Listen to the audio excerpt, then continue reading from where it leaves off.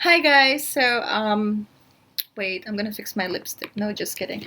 So now I'm gonna talk about what do I think about the online education system in the Philippines. That's a good question. Well, honestly, I think it's very challenging. But as a person who has taught online, it's not impossible. But the number of students is challenging. Why? First of all, I think if you're teaching university, you just upload videos and then let them listen to it, give them a test.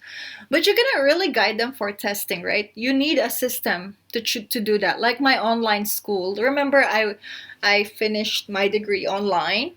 So in that case, they have this special system. Whenever I take my test, I couldn't access any other thing, and then at the same time I need like assistance, like someone is watching me, but that is one on one. So I think one on one is possible, or group class is possible with a minimum of maybe 6 7 people, because I did online teaching for a group class and it worked, but their speaking time was lessened. So what does it mean if it happens like that? It means like their interaction would decrease and then nothing would come into their brain, unless there could be strategies where you can assign them into reporting or splitting the notes or something like that. But with 24 30 students, I think that would be a challenge, especially with children who have short term what do you call that, attention span.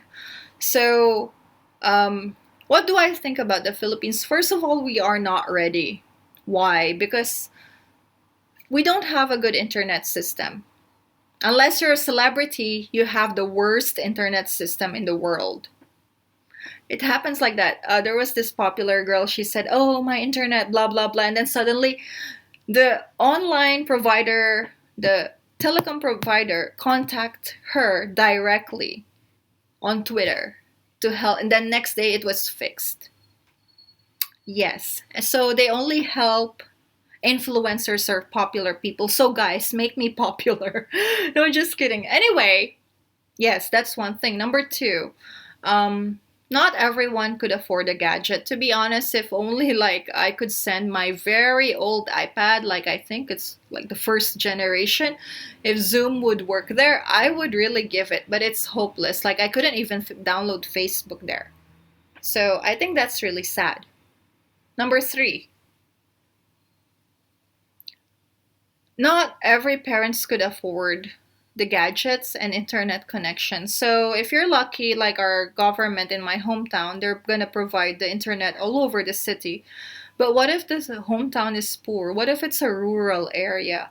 So of course, teachers are doing their best. They're making online videos. They're making it available on Facebook, and most of all, they're even printing out modules. So if only I could, like I would, I asked my aunt, "Do you need any help with, anything like ink or something?" But she said our local government is supporting them well with that. So I'm happy about it.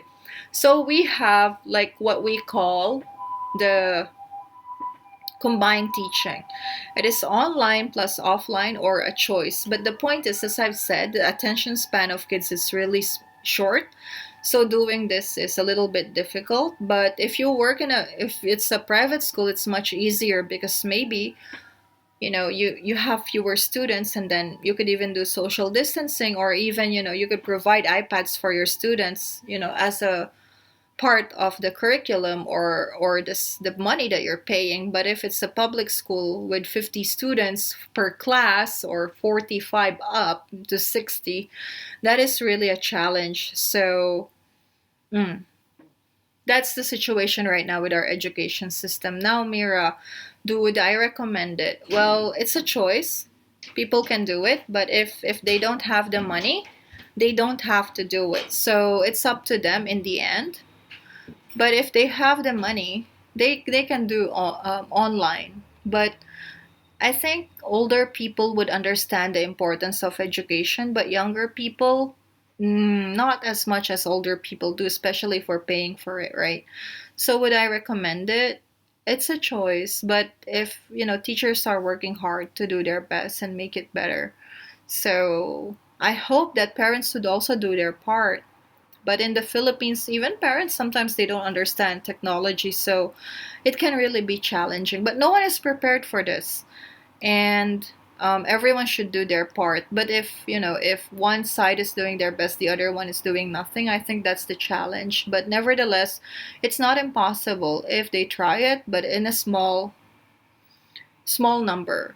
So I hope this pandemic would come to an end, so that I'm not asking for normal, new normal, or whatever normal that is, but at least, things like these, especially education, would be fixed. So, anyway, that's all I could say. So, thank you guys for watching.